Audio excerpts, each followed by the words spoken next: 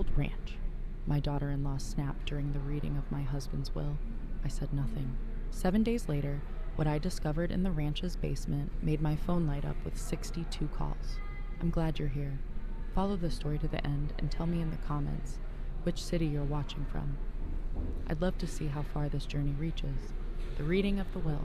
I never imagined the hardest day of my life would come after I buried my husband.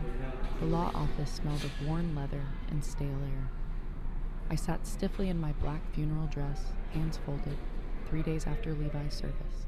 Across from me, my son Quinn fidgeted, while his wife Maisie inspected her manicure with studied boredom. Mr. Henderson, the attorney, began to read. To my beloved wife, Mildred, I leave the ranch on Willow Creek Road. Maisie cut him off with a dramatic sigh. Oh, come on.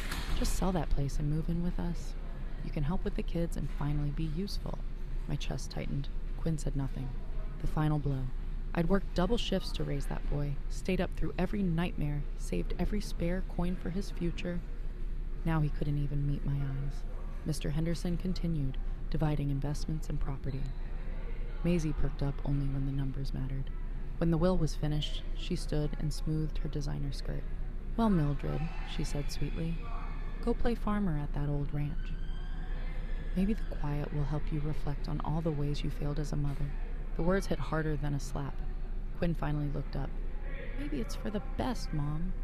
You and Maisie never really got along. Exile. I gathered my purse. I'll pack my things, I whispered. Maisie's triumphant smile followed me out the door. No hug from Quinn, no offer of help. Driving away with boxes of memories, I saw Maisie in the window, satisfied as if she'd swatted a persistent fly. The road to Willow Creek. The ranch lay 40 miles outside town, down a rutted dirt road. As my old sedan rattled toward the setting sun, it felt like driving off the edge of the world. Levi had inherited the property from his grandfather, but never touched it. Too many memories, he'd said. I never understood, until now. When I reached the weather-worn farmhouse, its peeling paint glowing in the dusk, reality settled in. This place, forgotten and silent, was my new home. Not by choice, but by the cold arithmetic of family, where love can be divided and handed out like property. Hidden promises. Inside the ranch house smelled of time and dust. Light slanted through cloudy windows, catching motes that floated like tiny ghosts. White sheets draped the furniture, and each step echoed in the hollow rooms. I sank into what had once been the living room and finally let the tears come.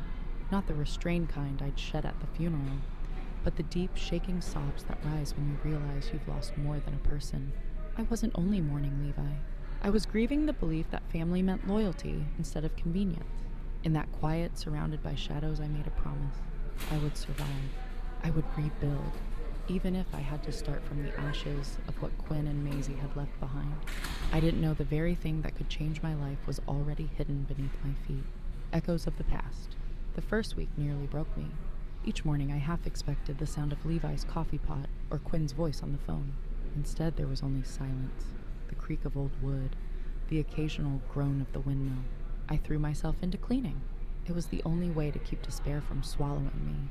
Room by room, I pulled off dust covers and wiped away years of neglect, uncovering pieces of Levi's history I'd never known.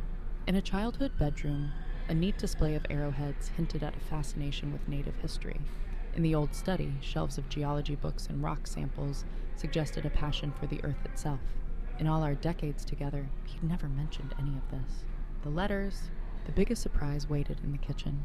Behind a loose board in the pantry sat a metal box tied with string. Inside were letters, delicate pages written in Spanish from a woman named Elena in the 1940s.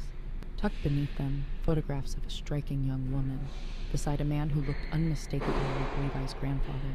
Elena wrote of mining rights, land surveys, and a love kept secret. She spoke of hidden wealth beneath the ground. My heart raced as I pieced together fragments of a story no one had told me. Old secret surface. That evening I called the only person who might remember, Ruth Patton, the town's quiet historian and one of the few who'd always shown me kindness. Oh, honey, Ruth said when I explained. I wondered when someone would ask about Samuel Morrison's mining claims. Samuel, Levi's grandfather. He had believed the land held copper, maybe silver. He spent years filing claims before war took him overseas. When he returned, he married a Mexican woman named Elena, the very woman from the letters. Ruth's voice softened. She died in childbirth. Samuel never got over it. He kept working the land alone, hoping for a strike no one else believed in. After we hung up, the dust felt heavier, so that was why Levi never wanted to sell. Why keep it secret from me? The discovery. The following days, I searched with new purpose. In Samuel's desk, I found old survey maps, notes I couldn't decipher, and correspondence with the Bureau of Land Management. There were even mineral rights applications, carefully preserved. The house no longer felt empty. It felt alive with whispers of opportunity and of a legacy Levi had guarded in silence. The discovery deepens. Among the old papers, one folder stood out, assay reports. Inside were geological surveys indicating copper deposits across the entire property. My so-called exile was starting to look less like punishment and more like fate. But the bedroom closet held the real shock. Behind a false back panel, wrapped carefully in oilcloth, lay a manila envelope stuffed with updated surveys from the 1970s. Not guesses, but detailed geological assessments confirming significant mineral reserves. Terms like economically viable extraction and estimated reserves leapt off the page. In the margins, I recognized Levi's handwriting, calculations, phone numbers, proof he'd been quietly researching for years. At the bottom was the most startling piece. A letter from a mining company, dated just 6 months before Levi's death, offering to lease the mineral rights for a staggering sum. He'd never replied. I sat on the floor surrounded by documents worth a fortune, realizing the worthless ranch Quinn and Maisie used to push me aside might be worth millions. That night I walked the creaking house with new eyes.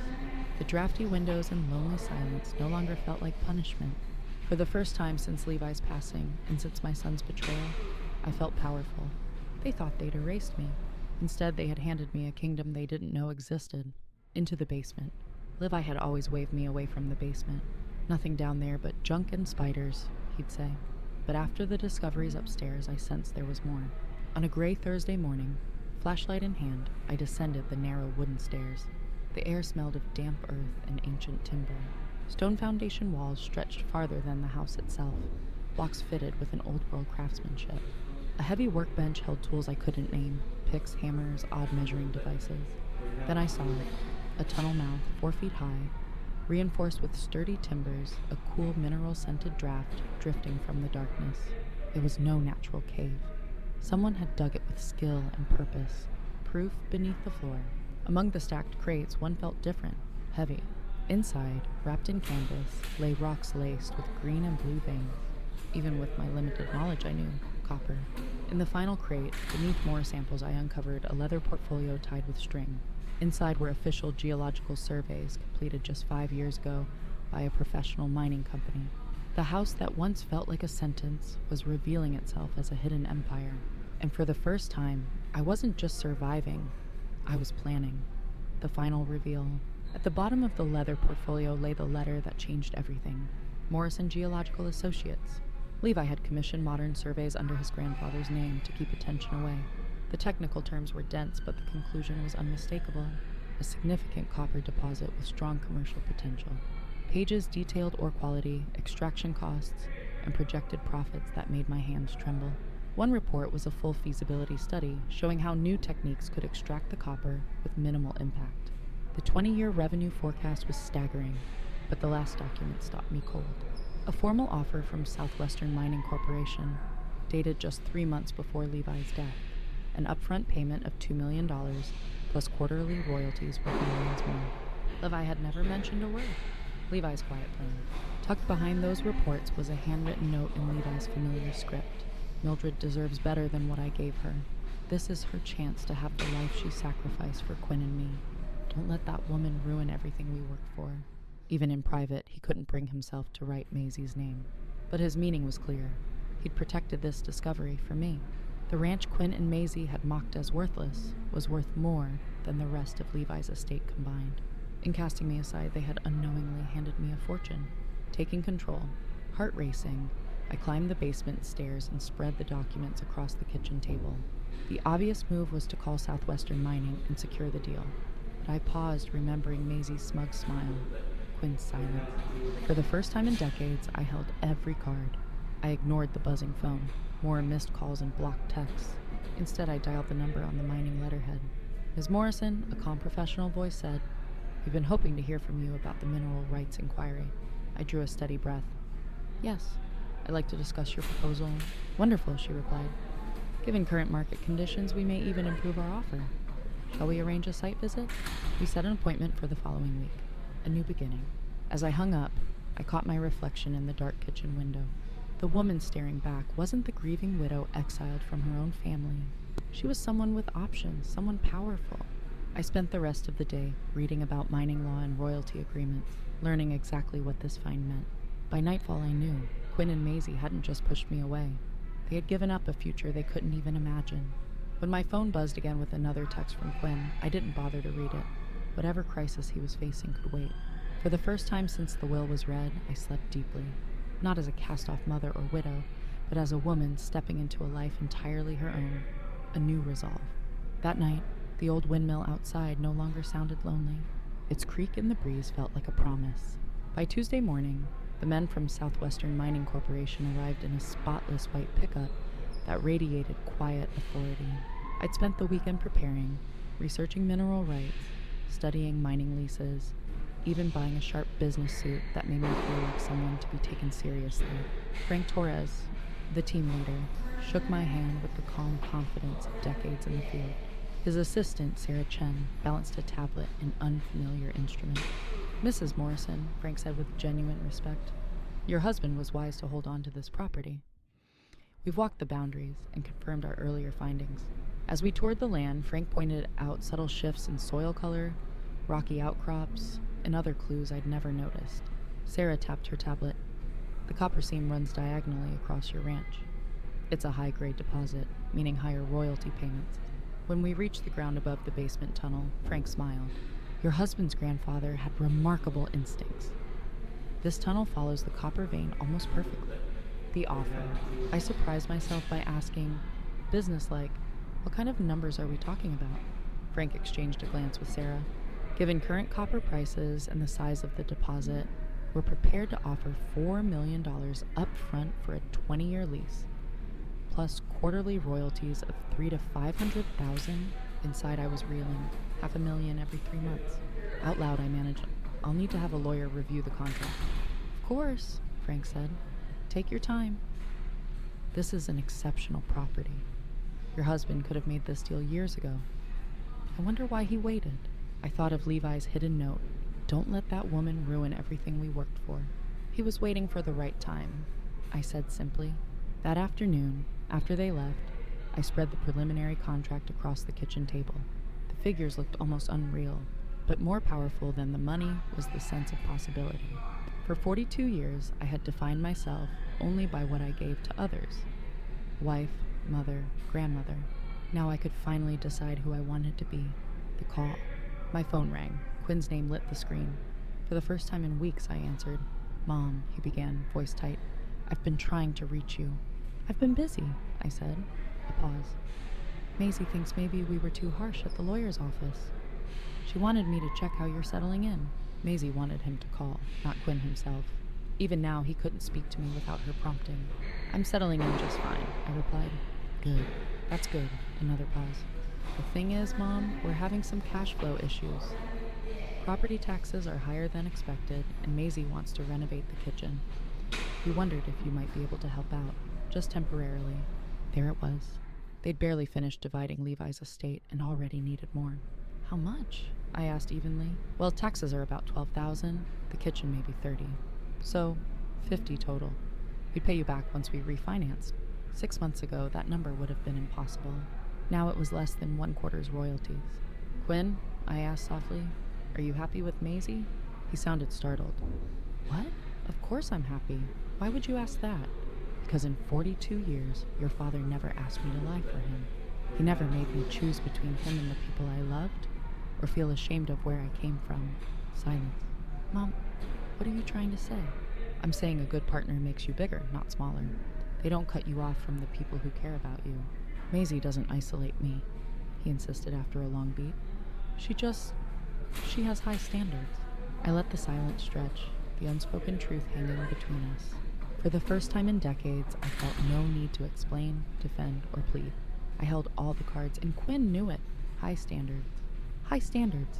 As if treating his own mother with basic kindness were some outrageous demand.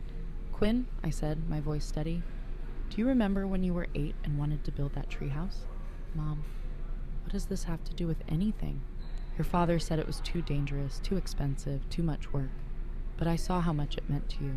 I worked extra shifts at the diner and bought the lumber myself. We built it together. Do you remember? His voice softened. Yeah, I remember. I would have done anything for you, Quinn. I did do anything for you. But I won't be treated like a burden by anyone, including you. Mom, I never said you were an embarrassment. You didn't have to say it. You let Maisie say it for you. Silence. When he finally spoke, his voice was small. The voice of the little boy who used to crawl into my bed during thunderstorms. What do you want me to do? She's my wife.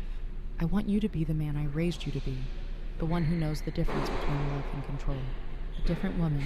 After I hung up, the wind rattled the windows of the old ranch house. For the first time since Levi's death, the sound didn't feel lonely. It felt grounding. I reread the mining contract, focusing on the timeline. If I signed within 2 weeks, the first payment would clear within 30 days. By the end of next month, I would be financially independent in a way I'd never imagined. In the bathroom mirror, a different woman stared back. Not the one who'd left the lawyer's office in tears 3 weeks ago. This woman had options, power, purpose. A text flashed across my phone. Mrs. Morrison, this is Janet from Dr. Phillips's office. Your husband's final medical bills are overdue. I deleted it. Tomorrow I'd pay those bills in full, because I chose to, not because anyone demanded it. That difference meant everything. The signature. Thursday I drove to the city and met Patricia Wells, a mineral rights attorney with a sharp eye and a calm, confident manner. This is an excellent deal, she said after reviewing every line of the Southwestern mining agreement. In 30 years of practice, I've rarely seen terms this favorable for a property owner. When I signed the last page, something shifted inside me, like a lock turning after decades of rust. The first payment, $4 million, would arrive within 2 weeks. Quarterly royalties would flow into an investment account Patricia helped me set up. For the first time in my life, I wasn't defined by anyone else's needs. Their downfall, driving back to the ranch, satisfaction warmed me more than the money ever could. Quinn and Maisie had engineered their own undoing with greed and cruelty. 17 missed calls waited on my phone. The first few voicemails were from Quinn, his voice rising with each message. Mom, please call me back. Something's happened with the house. We really need to talk. Then came Maisie, panic replacing her usual edge. Mildred, I don't know what game you're playing, but you need to call us immediately. This is about family. Now I was family again. I poured a glass of wine and dialed. Quinn answered before the first ring. Mom, thank God. Where have you been? I've been taking care of business, I said evenly. What seems to be the problem? There's a notice from the county, he blurted. They're saying Dad never properly transferred the mineral rights when he bought the house from Grandpa's estate. They think those rights still belong to the ranch. It could lower our property value. The bank is asking questions about our loan. We might have to refinance at a higher rate. I took a slow sip of wine, savoring the moment. Is that so? I asked, my voice calm. Mom, this is serious, he pleaded. Of course it was. Leverage. The house Quinn and Maisie had been so eager to claim sat on only a sliver of the original ranch. When Levi's grandfather divided the land in the 1960s, he sold the house lot but kept the mineral rights with the ranch. A common, perfectly legal practice. Southwestern mining surveyors had been thorough enough to confirm it. The irony was perfect. Quinn and Maisie owned the house, but I owned everything beneath it. The call? Have you talked to a lawyer? I asked, though I already knew. We're trying, Quinn said, his voice tight, but attorneys are expensive. The initial consultation is $5,000. A full property review could be $40. We don't have that kind of money. I let the silence stretch until I could hear his anxious breathing. Mom, please. We're family. We need to stick together. Family. That word only surfaced when they needed something. Quinn, do you remember what Maisie said to me at the lawyer's office? She was upset. We all were. People say things when they're grieving. She told me to get out of your lives and go play farmer. She said I'd failed as a mother. She didn't mean it. How did she mean it, Quinn? Because it sounded perfectly clear to me. Silence. Mom, what do you want? An apology? Fine. I'm sorry. Maisie's sorry too. We all handled Dad's death badly. An apology tossed out like loose change. Quinn, I said evenly, listen carefully. I've signed a mining lease on the ranch, a very lucrative one. The line went dead quiet. What kind of lease? He finally whispered. The kind that will earn me more in the next year than your father and I made in our entire marriage. Another long pause. How much money, Mom? Enough that I'll never worry about attorney fees, refinancing, or property taxes again. I heard him exhale sharply. How long have you known?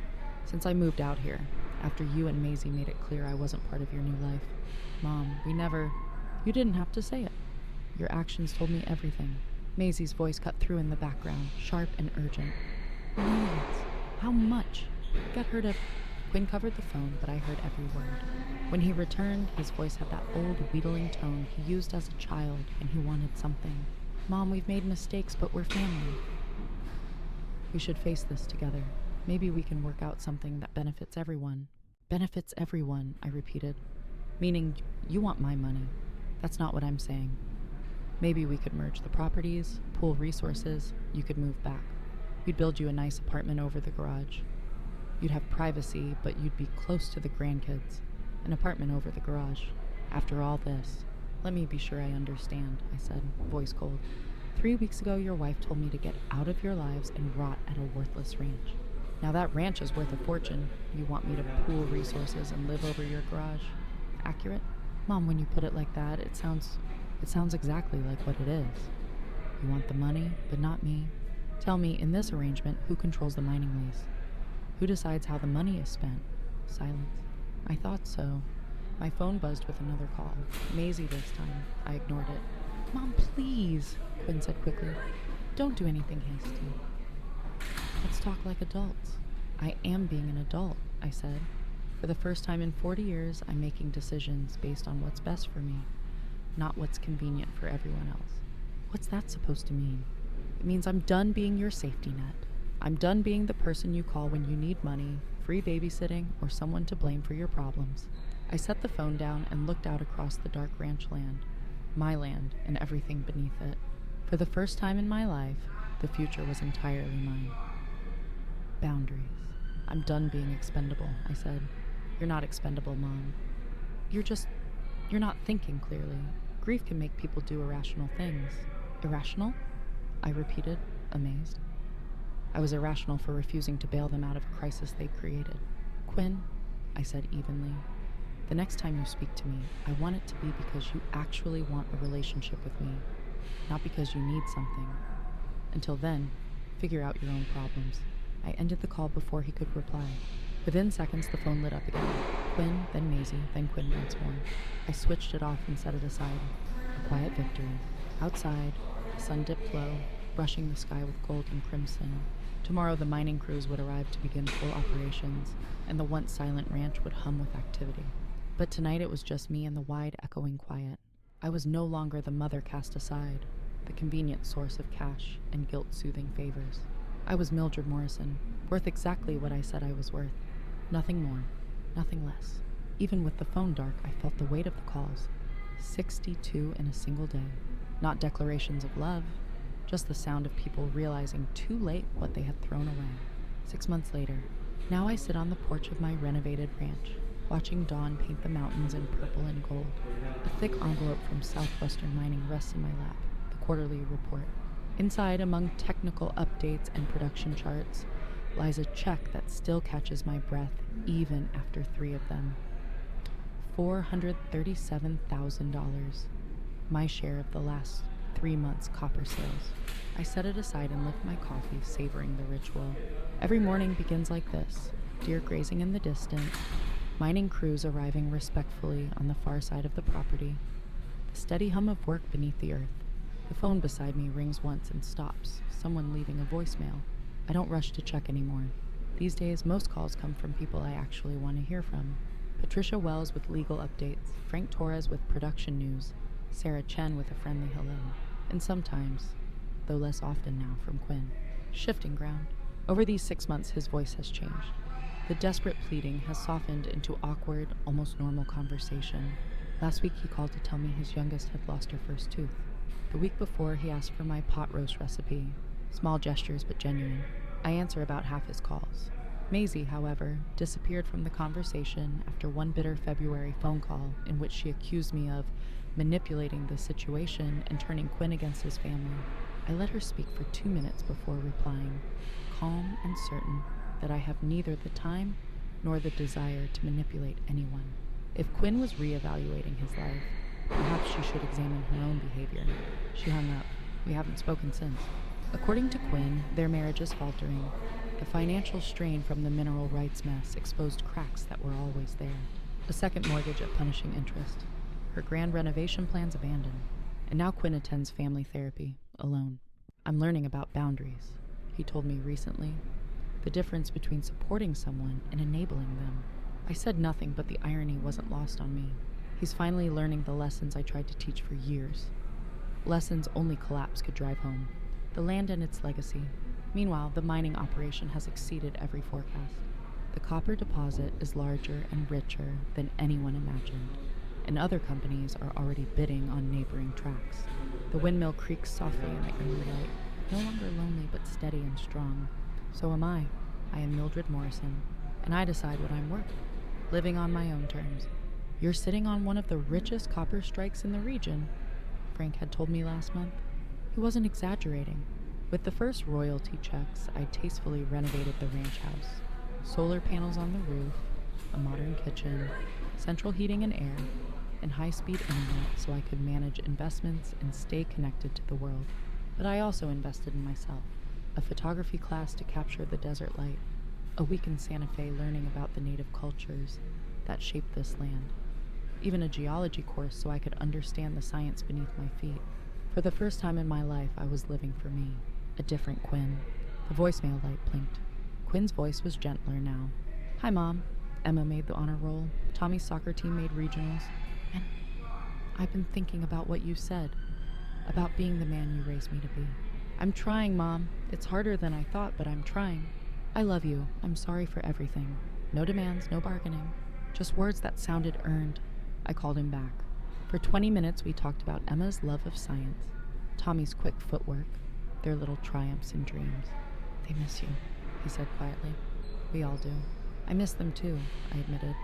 Would you like to bring them for a visit? The ranch is comfortable now. Really? You'd want that? Quinn, I never stopped wanting to be part of their lives. I just refuse to be treated as disposable. I understand, he said, and I knew he meant it. He told me he and Maisie were separated. She made me choose between her and you, he confessed. And I told her that anyone who makes you choose doesn't understand what love means. The knot in my chest finally eased. I'm proud of you, I said, and meant every word. Lessons learned. Then he asked the question I half expected. When you found out how much the copper was worth, did you ever think about sharing it with us? For about 5 minutes, I said honestly. I thought about paying off your mortgage, setting up college funds, making everything easy again. But I realized that fixing your problems wouldn't help. Sometimes people need to face consequences before they can grow. A long, comfortable silence followed. I'm learning that now, Quinn said at last. The hard way, but I'm learning. Real wealth. After we hung up, I watched the sun climb above the mesa, the mining equipment humming in the distance, a steady reminder of the fortune beneath my land. But the true treasure wasn't in the quarterly checks or the renovated house. It was in reclaiming my own worth. I'd learned that love without respect is just manipulation, and that the greatest gift you can give someone is the chance to grow from their own choices. My phone buzzed with a text from Sarah Chen at the mining company. Your property is famous now. The woman who struck gold at 69. I smiled and texted back, copper, not gold, but close enough.